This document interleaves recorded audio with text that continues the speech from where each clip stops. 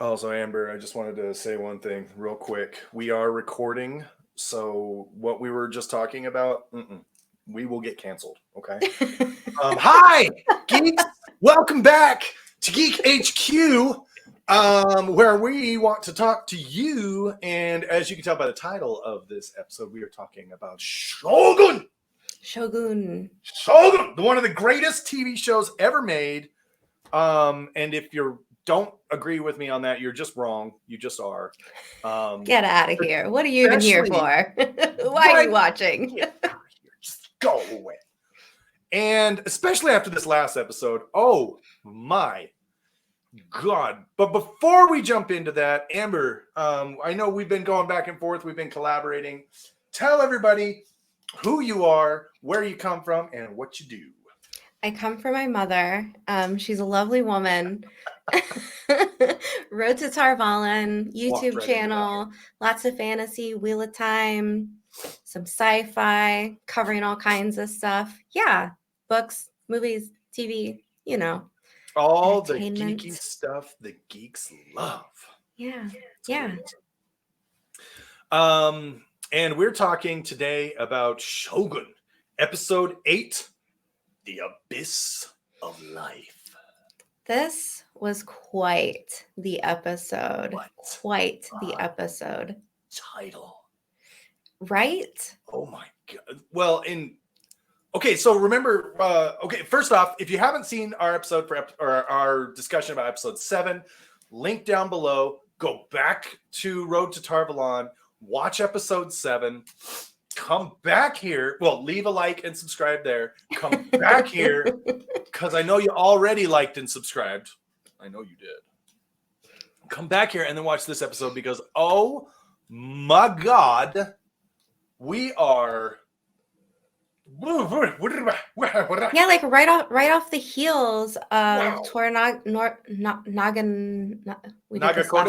Nagakoto's death. Yeah, Nagakoto. And this was, okay, we get so many, I feel like, big reveals this episode. We have been going back and forth this whole season questioning, is Toranaga really resigned, or does he have a plan? Was anything that we've seen in previous episodes a part of the plan? And I guess not a happy accident, but also a happy accident. His son dies and allows him this 49-day mourning period where he gets to stay in Edo, and so many reveals. Oh God. So we like you were saying, we start right off with the funeral procession, right? It's made clear very quickly that Toranaga is coughing, he's sick, right? The journey, possibly the loss of his son, the stress of it all, and he just looks like he's deteriorating. Yeah, and he's either really sick or really committed to this ruse. Yeah. And so we're like, oh damn, this is real. And this whole time, Toranaga keeps this bravado, this facade up that, yes, I'm very sad for the loss of my son. And you're like,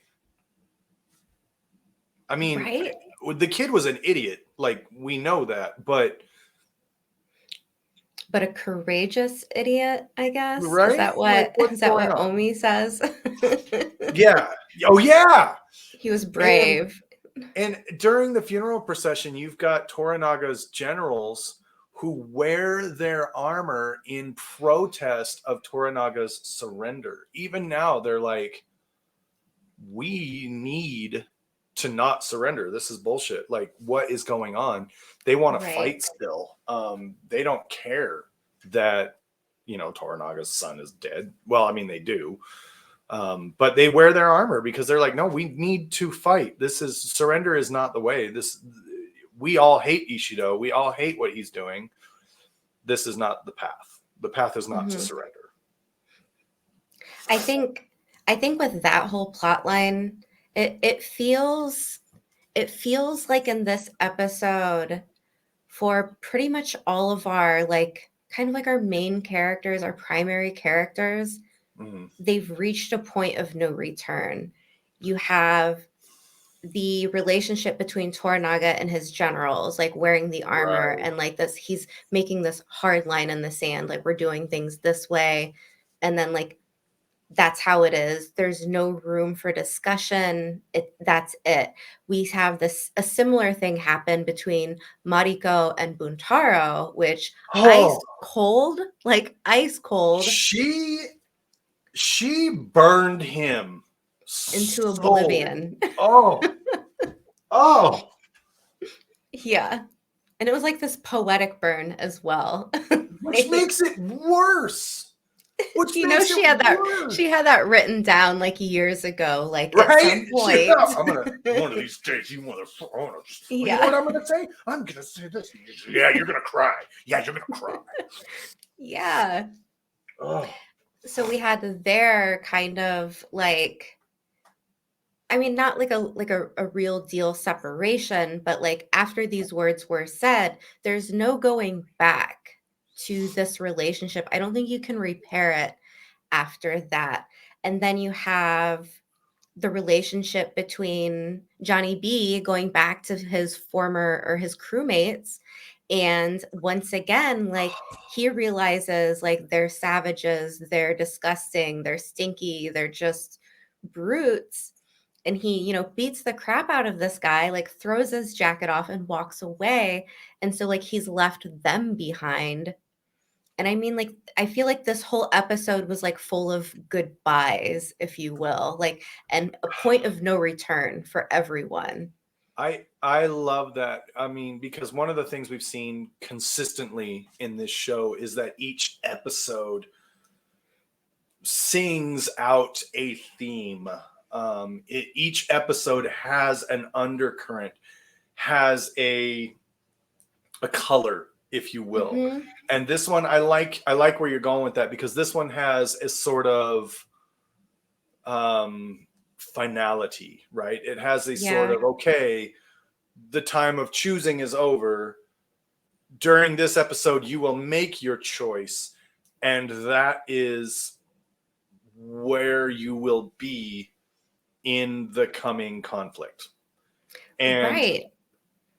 and you're just kind of in the whole episode, you're watching these relationships disintegrate, new relationships form, and you're going, wow. And finally, for the first time, you start to believe that Toranaga really doesn't have anything up his sleeve. He really, he's done. And what seals it, do we want to get there this early? Let's go for it. Yeah. What seals it is his best friend, the man who's traveled with him since he was a boy. Hiromatsu, my dude. That was The generals are in open revolt, right? But all but open revolt. And Toranaga says, all of my generals will come to me tonight, and I will have them sign a letter. I will have them put their names on a letter swearing that they will obey me and not go into open conflict without orders, right? And of course, the generals show up. Of course, they are insulted. Of course, they are angry. Of course, this is just horrible. And during the meeting, Hiromatsu begins to argue with Toranaga. And as a matter of fact, one of the other generals jumps in and is like, yeah, what Hiromatsu said. And Hiromatsu's like, shut your damn mouth. This is between us. Yeah. This is between us. The adults are talking. And it gets real heated. And Hiromatsu basically says, okay, well, if surrender is truly how you feel, then commit seppuku right now and save us all the shame. And Toranaga basically says, you first. Yeah. And it was brutal. It was brutal. And I think too, the genius in this scene is the expression on Toranaga's face, like just it's almost like this like internal tremble, you know, like there's just like the most faint like movement in his body and like his eyes, like the way that his like just piercing, like Yeah. straining, you know. And as it's going on, you're thinking, oh my God, like this wasn't planned. This is real, you know, he's really selling this. And Yeah. like the man, like I very much believe that he is absolutely gutted in this moment, no pun intended. But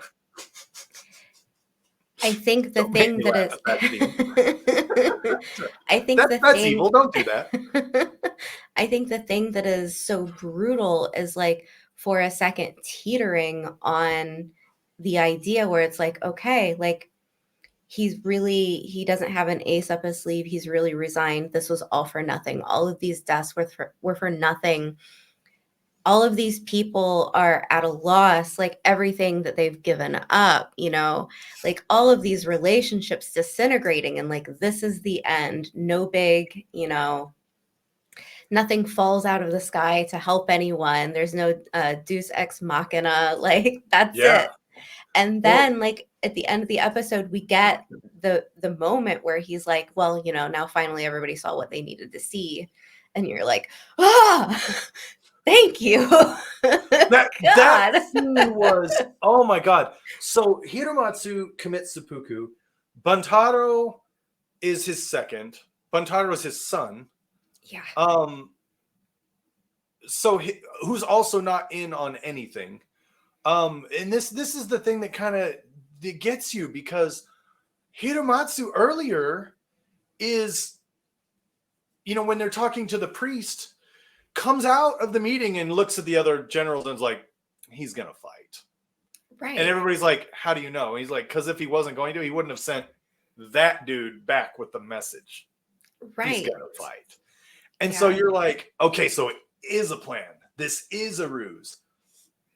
But we can't know that. So we have to like, God, it just keeps going. And then in that scene, when Mariko is basically like, wait a minute, this is the plan? And Toranaga finally loses it. And he was like, Hiromatsu understood the assignment. Mm-hmm. And oh my God, like, are you kidding me? Such a whirlwind of emotions. Like for one, like it's like relief, but also like it's so brutal that it's like Victory I'm comes at what relieved, cost? but yeah. And Yeah. the other thing was, is, you know, did the Anjin go to Yabashige yet? And Mariko was like, yeah. And he was like, and did Yabashige agree? She was like, no, actually, Yabashige was loyal to you. He said no. And he was like, well, he'll say yes now. Hiromatsu made sure of that.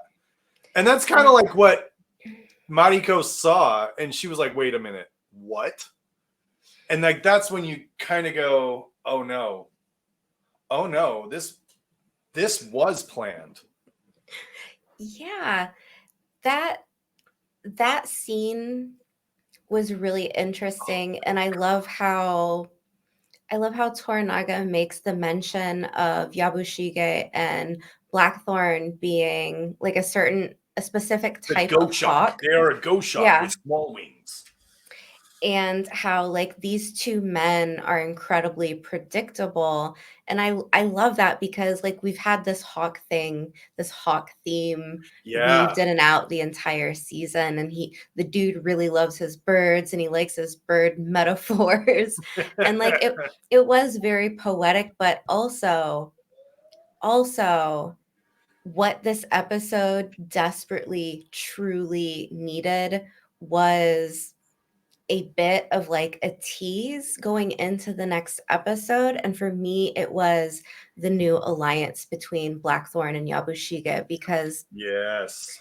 they're both, I mean, they're not comedians. They're not like funny guys trying to be funny in this series, but there's like a lightness to them. Like their predictability makes them, I guess, kind of charming in a way, where like Yabushiga's boiling people alive, but like I'm still rooting for the guy, you know? Like it's a It's true really though. it's a really fun dynamic between these two characters where it's like, you know what? Like I could take a whole episode of them on the ship just mucking about together. Like I would love to see what that dynamic is like. I don't know if they have time for it, but I'm curious how their mission will go and how the relationship works.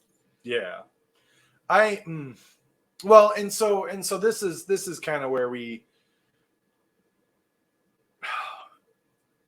this is kind of this episode is a big, like we were saying, like it's got a feel of finality to it, right? Where okay, it's time. The waiting is over, the scheming is over. It's time.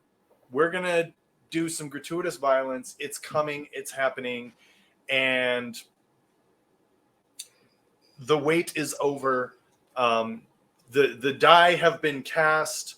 The Yes. there's absolutely no more waiting, no No more more teasing this out. preparing, no more teasing, no more plotting, no more nothing. And you get this really powerful moment as well where Toranaga visits the cremated remains of his son and thanks him for giving him the extra time he needed. And I get the feeling. Well, first off, it was a beautiful scene because he broke Yeah. down, he absolutely sobbed, and it was very clear to the audience that was. I don't think that was a part of the plan. Um, I, I I think it was one of those things that was accounted for in his plan, but also one of the things that he didn't want to have to do. He was Yeah. hoping to be able to accomplish this without doing that, if that makes sense. Yeah, I think so. And I think that's, I mean, I think the sickness might have been another layer on that. Like, oh, like woe is me, I'm defeated. I'm just like this sick, broken man. Yeah. And then like the death of his son, like that just, I mean, like as awful as it was probably like the best thing that could happen to him in this scenario. It And then like if that's not really adding to the ruse, then Hiromatsu's death, like that just like that's the yeah. cherry on top. That's like the Well, final it and look, finalizes yeah. everything. Look at what, look at it from the enemy's perspective as well, right? Because Right. one of the things he says to Mariko is Osaka must believe that my defeat is like is perfect. They must Mhm. believe that I am defeated and broken and that there is no coming back for me. Mhm. And his son gave him that. His son gave him fractured loyalties, Mhm. time to think and Mhm. prepare, and additional, again, because now we've got his health failing. It's given him like a threefold sort of play here because he can look like he's The theater of it all. bad. He Yes. can show that his uh, loyal vassals are, the loyalties are cracking, and he can show that he's got nothing left up his sleeve. His best friend committed seppuku in direct opposition to his surrender, and he still didn't change his mind. He is still going forward with the surrender. And after all that, if I am Ishido and I'm getting reports from my spies saying that all this is happening, I'm like, Partying in the streets, you know? And we got him. We got him. Oh, we got him. Like and he I'm done. I'm was. I'm I'm moving on to my marriage with Lady Ochiba, and I'm about to Yeah. get busy, and we're about to have another Taiko Jr. And I'm gonna knock over Taiko's kid, and then I'm gonna put my kid on there, and this is gonna be great. This is gonna be Mhm. amazing. Life is good for Ishido, or so he thinks. Or so he thinks. For one, you talking about all of that, it really makes me think back to the episode with Ochiba at the theater where they're watching, the theater in Yeah. Osaka. And now, like, what a great way to bring Toranaga's whole performance into things, because it really is like it was just this meticulous theater, and Yeah. like it was so well done. And I love how Oshiba was like, look, Toranaga's like his head, he's not on the ground beheaded in front of us. Like, don't celebrate too early. There's still a way to go. And it almost seems like she's the one who truly understands how formidable Toranaga is, where Yes. everyone's kind of like counting their chickens before they have hatched, it seems like. But she's not so easily duped into this, I think. But also, like, I'm still really, really curious. If I want to know more about what is motivating Oshiba. Yeah. Which one was it? Now I've mixed myself up. Lady Ochiba, Oshiba. I think. Yeah, I want to know what went down between the two of them. Is it that Yeah, Is there something a did, huh? possibility that Toranaga doesn't is there a possibility Toranaga knows the heir isn't the heir? Is it possible that she truly just is really scared of him because she thinks he's the only person who, Aminowara that can like actually oust the heir? Like, is she just Yeah, that intimidated of him? I mean, like, that's a good question. I need to know like what it was between these two, or is it just, like a family thing that, something happened in the past between their families that Toranaga was involved in, and she's just still not over it. Like, I don't Yeah. know. Yeah, that's a good question. Because there's there's unhinged and crazy behavior, which I think we are meant to believe is descriptive of her, right? When we first met her, she came out and she was just like, "No, let's burn the whole thing down." I think we're meant to believe that that's her perspective from that sort of light, but also you're right. They're definitely. I could definitely, if they came out and said, "Oh yeah, something personal going on here," I would not at all argue with that. I'd be like, "Yep, Right? I can see that. I I can was see that." talking I was talking to my friend about it the other day, and they were like, "You know what the most like wild thing ever would be? Like the most wild thing ever?" And I'm like, "What? Tell me."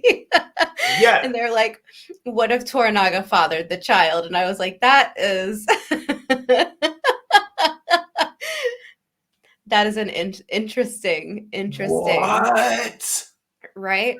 Because like look, I as things have gone on, I firmly believe that the heir is not the heir. Like, Right. I don't see it. Okay. Okay. Hold on. Hold on. Hold on. Hold on. Wait. That's that's great. Yeah, so like killing him would be like tying up the loose end of no one, finding out. And not only that, but that like it explains why Toranaga was so fatherly and kind and happy with the heir. Right?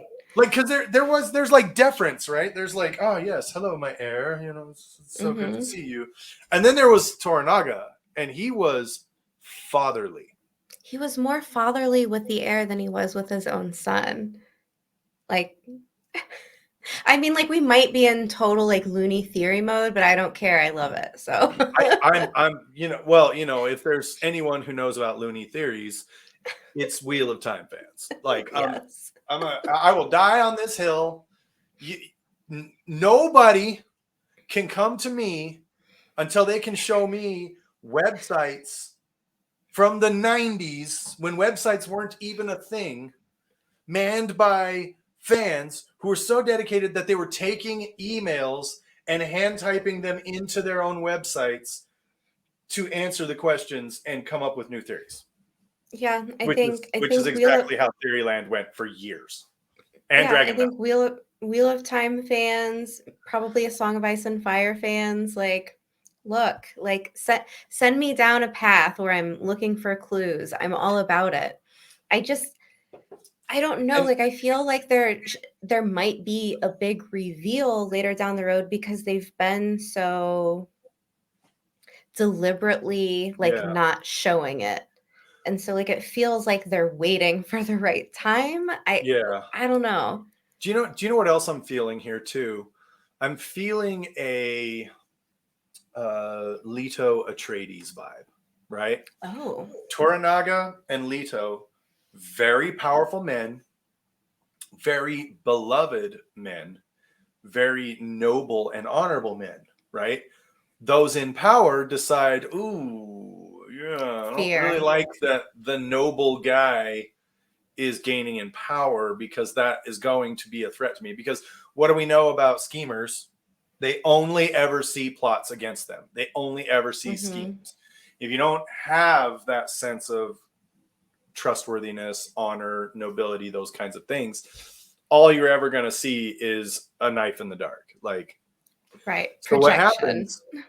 They decide Toranaga is this whole good guy act. It's just an act. Well, the Emperor in Dune did the same thing. Well, this whole Leto being honorable and good, and yeah, that's an Spoilers act. for Dune. It's only, a couple decades later, but Yeah, right. We're past if the you haven't statute of seen it, limitations, if you haven't seen guys. it,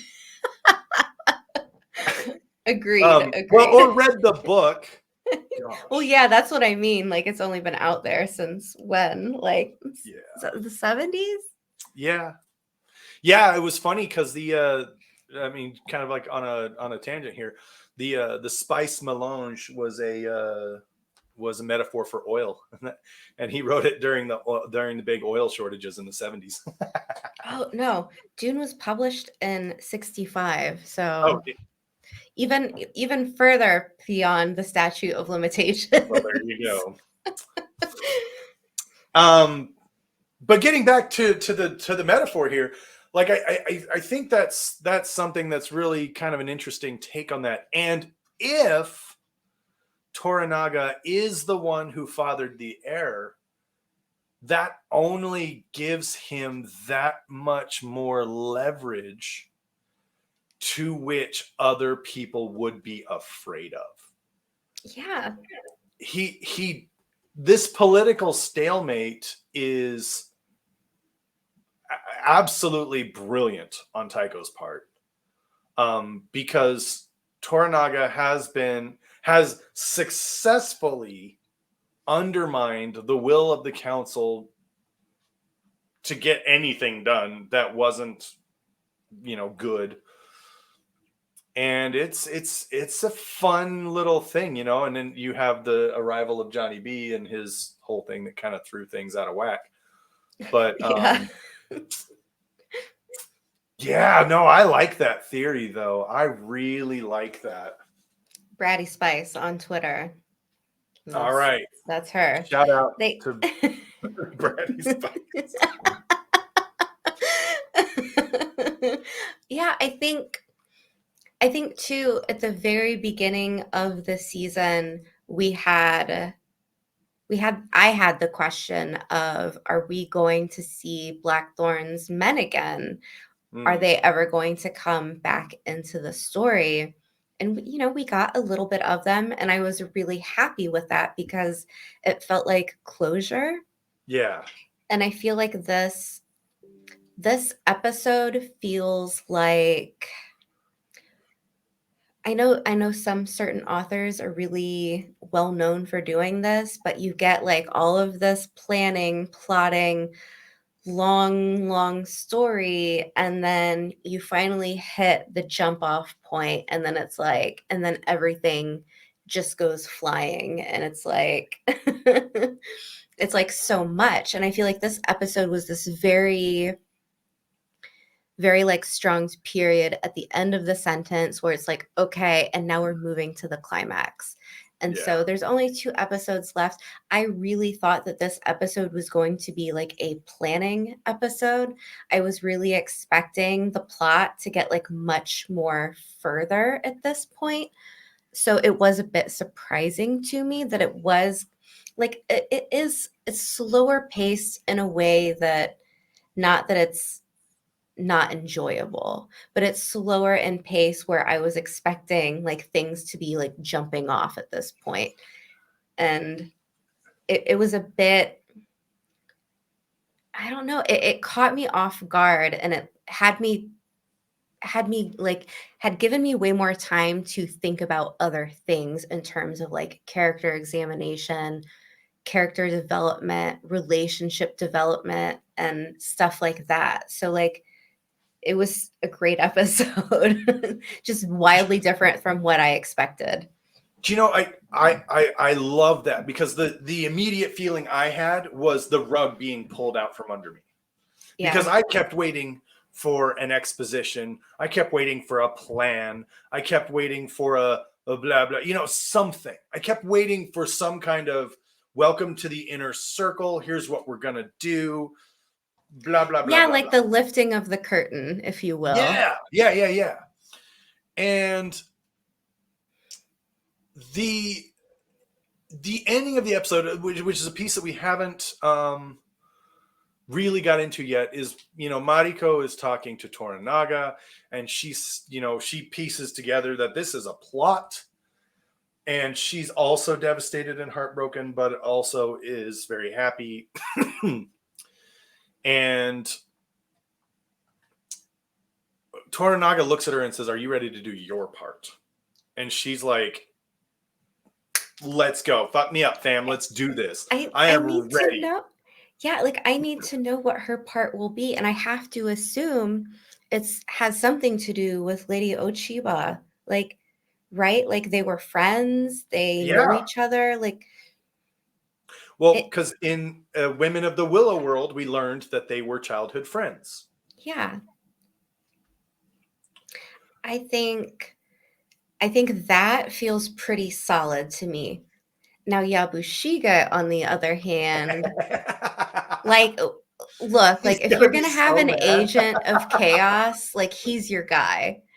But I want to know what his part will be too. Like I almost feel like this will be okay, I'm gonna make a prediction. I could be way off, but we know that Ishido wants the Erasmus, and he wants the guns, and he wants the cannons. Right. So perhaps like this group will be like some type of parlay where it's like handing over the things, something like that. Perhaps Mariko will is joining them to kind of be like an emissary because she's on, I don't know if she's on good terms with Lady Oshiba, but she knows her, and like I think that if you're going to send someone in, you might pick someone that has like some type of a relationship with this woman, Right. so that I don't know if you're going to screw her over, Mariko might be the one to do it. And then I feel like Yabushiga is just going to be like, "Oh, so sorry, like I was always a big fan. I was never, I never thought about joining such a terrible thing that happened to Josen. Like not my doing." But um, he's a talker. Like he's someone that I feel like he's going to be yapping his mouth, and it's going to be really interesting seeing what happens. Or, they just show up and start blasting things. I don't know. so here was my guess, because again, like I said, this episode had a sort of finality. The pieces are in play, and this is everything is about to start happening. I think, because here's the other thing too. They're on that ship, right? There's no chance of a spy jumping overboard and swimming to shore and making it to Osaka in enough time to warn anybody. Right? Supposedly, this ship is crewed by people who are loyal to Yabashige and Johnny B. And my guess is that Mariko is about to be like, thank you for performing the duties that which Lord Toranaga has wanted you to perform. Now it is time to get the cannons prepared. We are about to raise hell in Osaka. Like, I think she's going to tell them, good job, you did it. You did what we needed you to do. Now it's time for you to like fight. We actually do want you to fight. But when will she do that? Is the letter that she gave them, is that saying to Yabashige, this is what I want you to do, don't tell the Anjin? See, because we could have another set of instructions, right? We could have another set of instructions. Plans within plans. Because Johnny B can't read Japanese. He can speak some, but he can't read it. And it would not surprise me if the note said, hey, I want you to sail the long way to Osaka. Johnny B won't know, and just don't tell him what the plan is. But just buy me a couple days' time, just giving him enough time to get there. Like, it's no coincidence that his entire role was to be a naval assault force, and now where's Johnny B? On a ship with the cannons. There's also too another thing about Mariko that I'm just thinking about is she's a Catholic, so like she could also go back into Osaka and somehow like resume, like, oh, like I'm just here to do some dealings with the church. Like this is, like I'm here as, an emissary for like other Catholics, and I'm making sure that the handover with the ship goes okay. We don't know why Yabushiga's here. He's hiding below deck. He's gonna pop out like a Jack in the Box. That guy, that Joker, that silly guy. I love that character so much. But I mean, I love him. Hard pressed for a character that I don't thoroughly enjoy in this show, but Yabushiga is just like a 10, a 12 for me. He's so good. I think too, I mean, I've watched the preview for the next episode. I think this is one of the first ones that I actually have watched. And it just left me with more questions where I'm like, I don't know what's going to happen. I saw there's a scene with Mariko and the Naginata, but like it's not really clear like what's going on. Yeah, I don't ever watch the next time on. I don't, because I don't want to typically don't. I don't want to know anything about the next episode. I want to see, which is so dumb because when it comes to movies, I'll watch trailers all day long. I love trailers. I love teasers. I love doing it all day long. But when and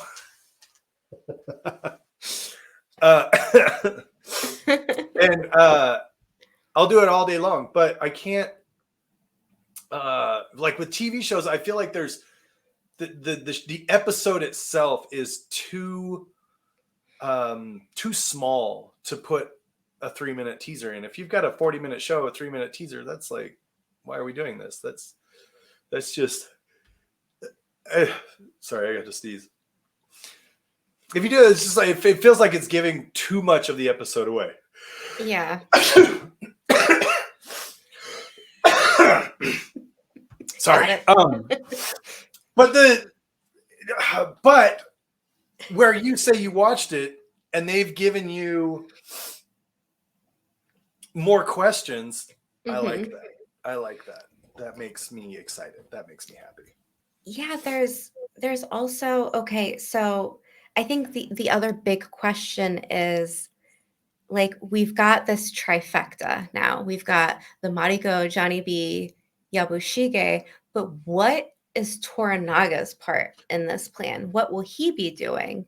And then also, like, is there another plan that we don't know about? Like, I feel I'm not entirely sure, but I feel like the character arc or the plot arc with the courtesans might have come full circle. Like they got their land to open up shop to become a guild. Like, will we see any more of them? Do they have more to the story? Do they have a part in this plan as well? like would love to know. Like it's so open-ended. Yes. Well, and we know how this ends, right? It ends with a siege and destruction of Ishido. You know, whether that's razing the town of Osaka or Hmm. I don't know. We do know we have 2 more episodes. We've got one coming out in a couple of days here, which Are we covering that one earlier than normal? yes, yeah, Okay. we're going to cover that one here in a couple of days as well, because this coming weekend is Jordan Con, Jordan and I will be there Con.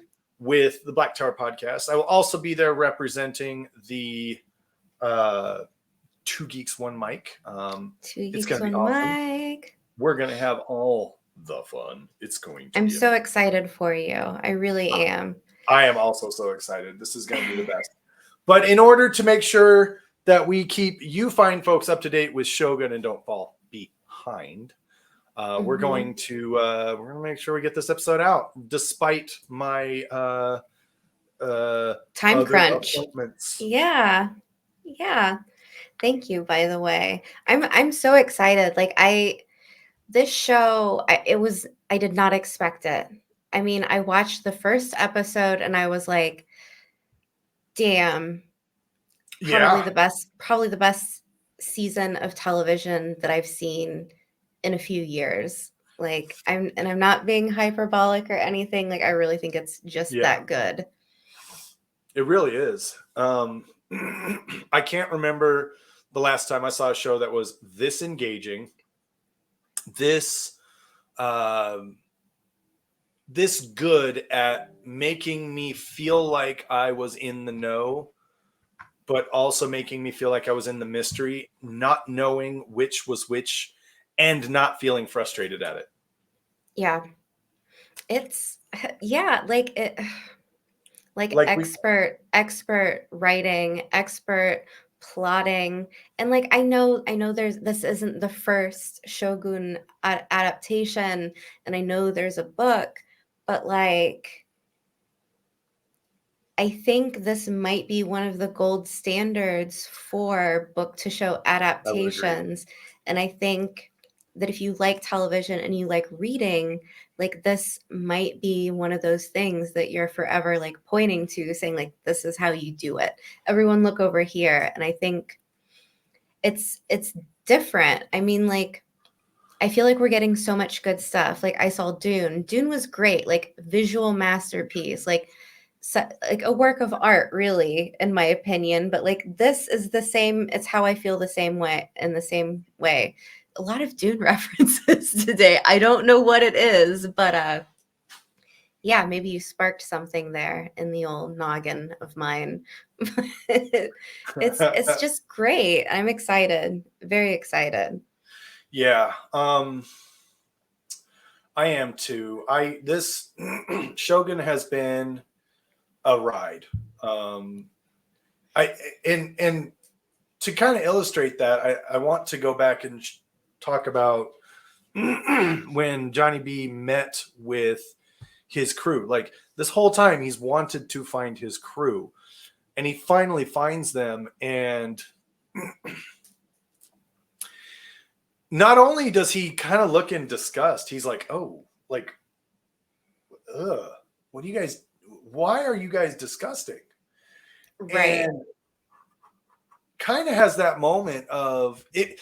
For any of you, if you've ever left home for any measurable amount of time, gone something, experienced something, grown as a person, right?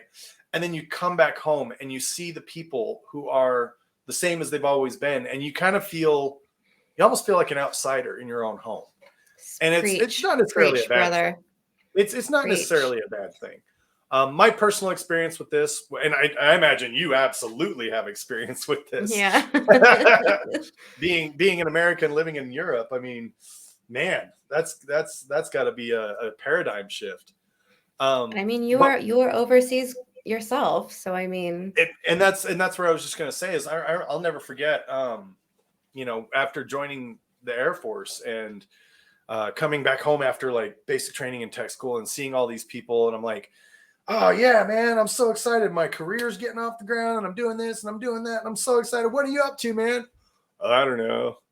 I was working at the gas station still. And it was just kind of like an eye-opening moment for me to be, not any judgment on any of those people, right? Because like life goes at different paces at different people at different times. So this isn't Yeah, but me like being like, I'm so much better. I think there's a story to be made though about experiencing something that's like profound to you, I Yeah. guess. And then like going home and like you have that excitement, you have that like, I don't know, like you've been somewhere else. And I don't mean like physically like in a different location, but I mean like mentally, spiritually, whatever it is for, Yes. whoever. And it can be kind of like, I don't know, a little bit of like Wizard of Oz, Yeah. like what's behind the curtain, and you're just kind of like, oh, like I guess. It's so It's like, true. what do we talk about, like And Johnny B has this moment where he finally, like, the whole time he's been getting to his crew and he's kind of repulsed, but he's still like, hey, you guys are my crew, come on, let's go, we could do this, we're gonna get out of here. And they were the not ride or die. the guy rejects him and is like, oh, okay, you're wearing those cute little Japanese skirts, you're not one of us. First off, you're not. Go away, leave us alone. And Johnny B has this real moment, and he even says it to Yabashige when he meets with Yabashige. He's like, look, I know I don't fit in here. I know I don't. But I don't fit in with my own people anymore either. And I don't know where to go. So It's such a, I what mean, what? yeah, like I It's I and considering the fact that he's got a family at home, like right? that's a heartbreaking moment. Like he literally is now facing the prospect of never going home. Now, Right. this is a reality for sailors back then, right? Sometimes ships just go down. There's bye-bye. But to know that he's alive, him personally himself, I am alive. I am unable to go home, and my family is now living with the knowledge that I'm gone and maybe moving on, and I'm here. And that's got to be shattering. Yeah, and I think that was that, like, explosive moment. Like, I don't think it was so much just that he was really pissed off at his crewmate, but, like, it was the realization about everything that's happened to him. Yeah. Like, he might not get to go home, he might not ever see his family again, he lost the girl, like, Mariko is long gone, like, he's probably going to die, like, it's Yeah. just, like, everything all at once, and then on top of that, you have that, like you mentioned, almost this kind of like duality of where do I belong? Where he's, if he went back to being Anjen, for his crew, he would be a different person. He Yeah. wouldn't be able to relate as much to his crew members. But if he stayed in Japan, he's still always going to be just the Anjen, the foreigner. So where does he go from here? It's Yeah. harrowing. It's so hard. And oh God, if and we've come to love Johnny B so much, right? We've seen Yeah. his growth. We've seen, if there's one person in this um show that we're really seeing a sort of, I wouldn't call it a hero's journey, but I would definitely call it a character journey. We're seeing Yeah. growth, we're seeing evolution, we're seeing change with him, where we're not really seeing that with anyone else. I I think mean, you're Mariko is pretty much Mariko. Yabushige is Yabushige. mhm. Toranaga is still Toranaga. Um, you're we're not, and it's not about their growth, right? I'm not. That's not a Right. criticism. It's not about their growth. It's about Johnny B's growth in his in that he plays the deciding factor in this battle. Yeah. I'm He's almost predicting that part of why Toranaga is not deterred more is because he intends to use those cannons to the nautical tactical advantage, minimizing the need for hand-to-hand combat. I mean, that's the hope. Like, Yeah. and in my eyes, I feel like that's the hope. Like, I do want to see some type of storming the castle in a sense, and I feel like it's going to have to happen, even if it's just like an elite small Mm-hmm. group. But I think, Bantaro and his group. yeah, exactly, exactly, exactly, Go Bantaro, exactly. go. Go How many times? Bantaro. Die in this. I mean, serve in the service of the Lord. Yes. I don't know. I think this was a great episode, and I mean, I feel like I'm just going to repeat myself if I keep agreeing with you. Because like Well, everything you're saying, I'm like, yes, yes, yes, yeah, let's absolutely. cover like in closing down. Let's cover this tea ceremony really quick Oh because that's yes, another please, super please. moment that happens. Um, Buntaro comes in to like this meeting. You know, Mariko and Fuji are like chilling, having a great time, and Buntaro comes in and he's like, "I'd like to talk to you, please. Let's have tea." And she's like, "Cool, I'll have tea with you." And he does this like extremely formal, very, you know, It's so well elaborate. elaborate, well rehearsed, well practiced tea ceremony. Serves her the tea. She accepts it. She's also very formal about it. And he is, I kind of view him as a rudderless ship in this scene. He's sort of lost his guiding star. I think he's had a real fallen hero moment where Toranaga has been his hero, and now Toranaga's surrendering, and he doesn't have, and he's just lost his father, right? Exactly, He doesn't exactly. have anything anymore, and so now once those things are gone, he thinks, well, what do I have next? Mariko, my wife, what does she want? She wants to die. Yep. So he says, you know what? That's a great idea because he's the smart one.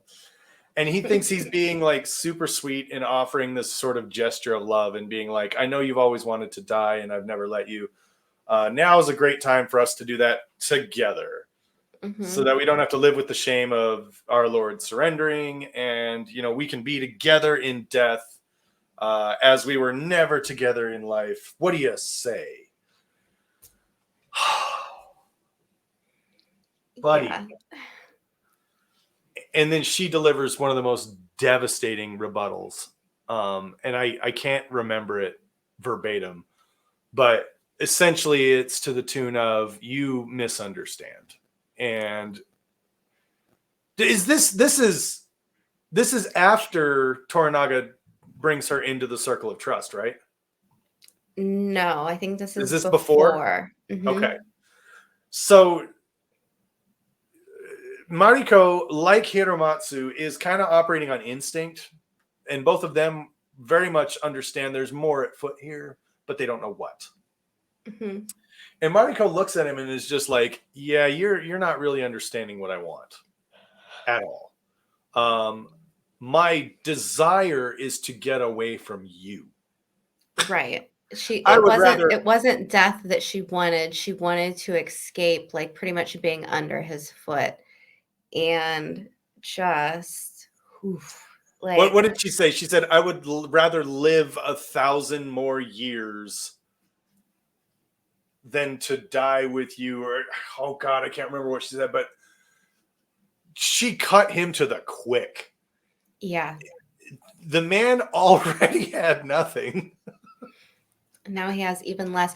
But you know what I was thinking as you were saying this?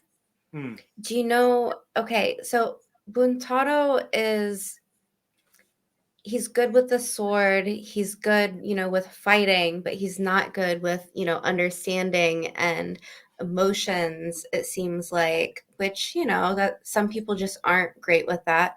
right. But if there's anything after this that I feel like will invigorate him or like be some type of like revitalizing of like who he is as a person. It Yeah. will be Toranaga coming to him and being like, you know how I told you like I was surrendering? Psych. I'm sending you in as SEAL Yeah. Team, 6, and like he's Buntaro going Seal to Scene 6. right? He Love it. might get what he needs, I guess, to like focus on something else. But also, I feel like the end for Buntaro is going to be something I don't like because I almost see him as having some type of heroic sacrifice, maybe, where like I'm kind of at the point where I'm like, I could take him or leave him. Yeah. But as we've seen, like the genius of this show is like just when you think like you're not really into someone, they might turn a corner and have a really interesting character plot, Yeah. something going on. So like I could be eating my hat, come episode 9 or 10. Yeah. So very curious about Buntaro. Yeah. No, I hear you. And I think you're absolutely right. Um, that is definitely going to be what reinvigorates this man. The fact that Toranaga's not a fallen star, haha, our Lord Toranaga. I think the He's gonna only be the first dude Jackie Channing it over the gate. Like yes, I that is well my prediction. because he's going to have something to prove now for Yes. doubting his Lord, Yes. and because his father committed seppuku in opposition of his Lord. So he's going to have like double motivation to Mhm. prove his loyalty, his bravery, his prowess as a warrior. Like Yes. Buntaro's gonna be Aggro. Like aggro AF. yes. Yes. We will see. We will see. I'm so excited to see if any of our predictions are close whatsoever. One of these days I'm gonna like keep a list. I'm gonna like write them down. What are our predictions? But I will say our prediction that this is a ruse. We called that one. It's Mhm. probably the easier one to call. But the question was it a ruse from the beginning or did it become a ruse? I think it was a ruse from the beginning. I think that's what we predicted, was that this whole thing had been a ruse. And again, with the East West conversation, dudes back in Japan back in the old days prepared to make sacrifices literally in Yeah. order to ensure that their plans were seen as, not plans, but events. And I know that back in the days back in the days of Japan, the quickest way to get someone to take you seriously was to write a letter and then commit seppuku and be like, I seal this. This is my final word. I seal this with my life. And you have to take it seriously, because not only is it true as I have stated it, but I believe in its truth so much that I'm willing to give my life for it. And it's that there's not much stronger endorsement than that. No. Mm-mm. Dying words. Dying words. I mean, it's essentially like, look, like maybe I've been watching too much like Law and Order lately, but like you find the suicide note, like Yep. it means something. Yep. So That's true. All right, my geeks. Thank you so much for tuning in for this discussion about episode 8, The Abyss of Life. Josh, And always a pleasure. Always a pleasure. always a pleasure. Thank you for this collab. Thanks for joining us today. I look forward to talking to you again here in a couple of days. It's going to be awesome. We're going to talk So about excited. episode 9, when shit's going to get fucky. Like, Yeah. pretty bad. Yeah. So tune in for that. And thanks again for Amber. Amber, go ahead and remind them. There will be a link in the description below, but Amber, go ahead and remind them where they can find you again. Road to Tar Valon. So yeah, And if you hope don't to see you know what there. Tarvalon is, then read The Wheel of Time. Damn it. Exactly. And from all of us here at Two Geeks, One Mic, to all of you out there, wherever you are, stay geeky, my friends.